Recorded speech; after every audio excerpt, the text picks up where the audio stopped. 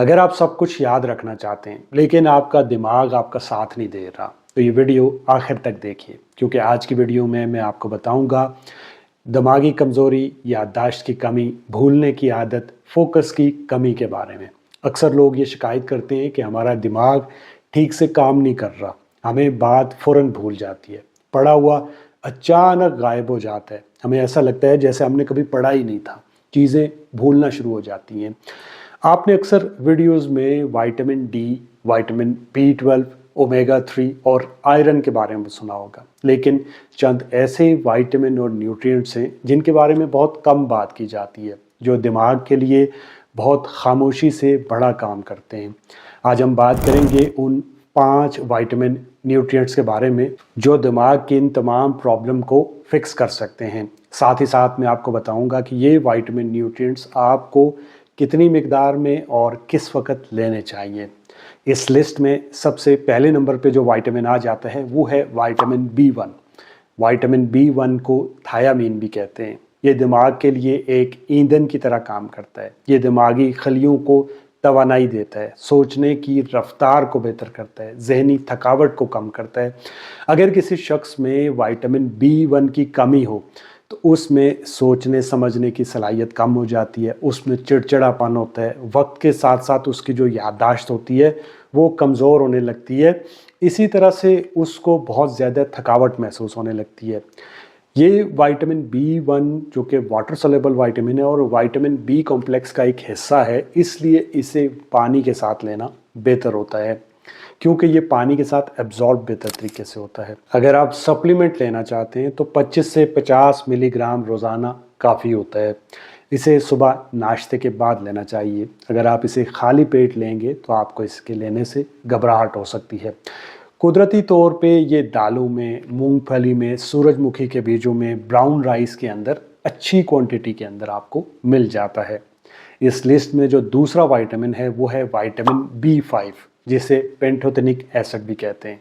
ये vitamin B 5 दिमाग में वो केमिकल्स बनाने में मदद करता है जो याददाश्त और फोकस से जुड़े होते हैं। ये विटामिन बी 5 उन लोगों के लिए बहुत ज़्यादा हेल्पफुल होता है जिन लोगों को हर वक्त जहनी थकावट रहती है, जो बहुत ज़्यादा सोचते हैं, ओवर थिंकिंग ज़्यादा करते हैं।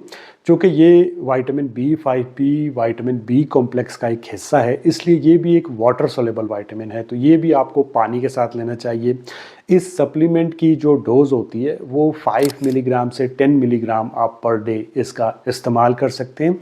इसको इस्तेमाल करने का जो टाइम होता है वो सुबह नाश्ते के बाद या दोपहर के खाने के बाद आपको इस्तेमाल करना चाहिए। अगर आप रात को इसका इस्तेमाल करेंगे तो आपकी नींद डिस्टर्ब हो सकती है।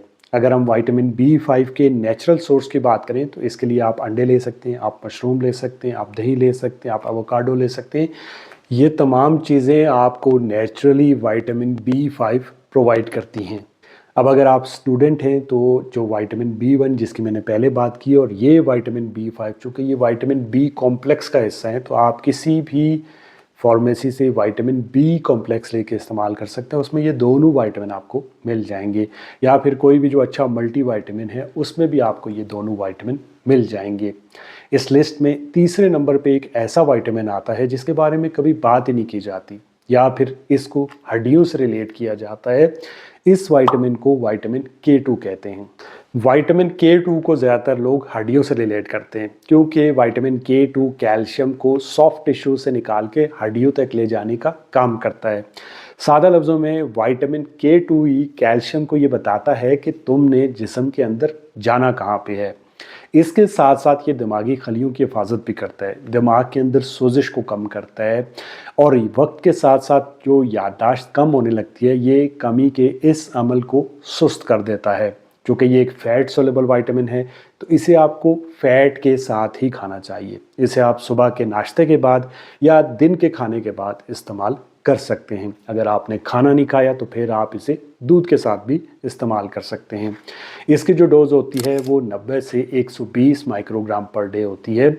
बेहतर ये होता है कि अगर आप याददाश्त को बेहतर करने के लिए इसको ले रहे हैं तो इसे हमेशा विटामिन डी के साथ लेना चाहिए। अब इसके जो नेचुरल सोर्स होते हैं, अगर हम उनकी बात करें तो ये आपको देसी घी के अंदर मिल जाता है, ये आपको मक्खन के अंदर मिल जाता है, ये पनीर में मिल जाता है। इसके अलावा जो फर्मेंटेड फूड होते हैं, जैसे आप कीफर लेते हैं, किमची लेते हैं, सैरोक्राउट लेते हैं, तो ये उनमें बहुत अच्छी क्वांटिटी के अंदर आपको मिल जाता है। इस लिस्ट में चौथे नंबर पे आ जाता है कोलिन। अब टेक्निकली कोलिन जो होता है ये कोई विटामिन नहीं है, लेकिन ये दिमाग के लिए और याददाश्त के लिए एक विटामिन की तरह काम करता है। ये आपके ब्रेन सिग्नल्स को तेज़ करता है, ये सीखने की सलाहियत को बेहतर करता है, ये याददाश्त को बेहतर करता है, ये फोकस को लंबे अरसे तक बरकरार रखने में मदद करता है।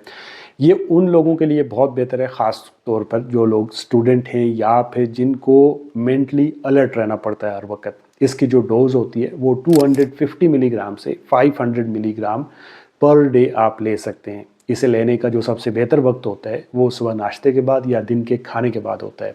अगर आप इसे रात को इस्तेमाल करेंगे तो उसकी वजह से आपका जो दिमाग है वो ओवर एक्टिव हो सकता है, आपको सोने में दिक्कत आ सकती है। कोलिन का जो नेचुरल सोर्स है वो अंडे की जर्दी है, वो कलेजी है, वो सोयाबीन है। इन तमाम नेचुरल सोर्स से भी आप कोलिन ले सकते हैं।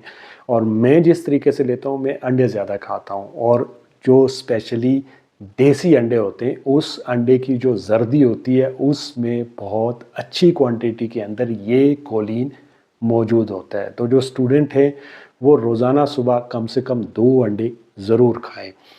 इस लिस्ट में 5वें और आखिरी नंबर पे आ जाता है मैग्नीशियम L-थ्रियोनेट। ये आम मैग्नीशियम की फॉर्म नहीं है, बल्कि मैग्नीशियम की ये वो वाली फॉर्म है जो सीधा दिमाग तक पहुंचती है। ये ब्रेन सिग्नल्स को तेज़ करती है। ये दिमाग के ऊपर जो धुंध छाई होती है, जो आप हर वक्त कहीं खोए होते हैं, ब्रेन फॉग होती है, उसको कम करती है। इसी तरह से ये आपकी याददाश्त को बेहतर करती है, नींद के म्यार को बेहतर करती है, आप रिलैक्स रहते हैं, माइंड आपका हर वक्त अलर्ट रहता है। अगर हम इसकी डोज की बात करें तो 500 मिलीग्राम से 1000 मिलीग्राम पर डे ये आप ले सकते हैं। कुछ डॉक्टर आपको 2000 मिलीग्राम भी लेने का बोलेंगे। अब ये मैं कंपाउंड मैग्नीशियम की बात कर रहा हूँ, एलिमेंटल मैग्नीशियम की बात नहीं कर रहा। अब यहाँ पे मैं आपके लिए एक क्वेश्चन भी छोड़ के चला जाता हूँ कि आपने सुना होगा कि बहुत सारे डॉक्टर मुझ समेत ये बोलते हैं कि आपने मैग्नीशियम 200 मिलीग्राम से 400 मिलीग्राम में लेना है, लेकिन ये जो मैग्नीशियम है इसकी इतनी डोज क्यों दी जाती है, और इसके साथ साथ कंपाउंड और एलिमेंटल मैग्नीशियम में क्या फ़र्क होता है। अब इस मैग्नीशियम को आपको रात को सोने से 1 घंटा पहले लेना चाहिए, क्योंकि ये आपके ब्रेन को रिलैक्स रखता है। इन सप्लीमेंट के साथ साथ आपने अपनी नींद पूरी रखनी है, आपने स्ट्रेस नहीं लेनी है, और स्ट्रेस को कम करने के लिए लंबी वॉक करनी है। बाय द वे, मैं वीडियो के एंड में एक वॉक वाला वीडियो भी इसके साथ अटैच करूँगा, वो बहुत इंपॉर्टेंट है, उसे आपने ज़रूर देखना है। इसके अलावा आपने चीनी और कुकिंग ऑयल का इस्तेमाल कम से कम कर देना है। अगर आप हार्ट या गुर्दों के मरीज़ हैं तो सप्लीमेंट का इंतखाब करने से पहले अपने डॉक्टर से मशवरा ज़रूर करिए। मुझे उम्मीद है इस वीडियो से आपको कुछ न कुछ सीखने को मिला होगा। अगर आपको ये वीडियो अच्छी लगी तो लाइक, कमेंट, शेयर, सब्सक्राइब। मिलते हैं नेक्स्ट वीडियो में। अल्लाह हाफ़िज़।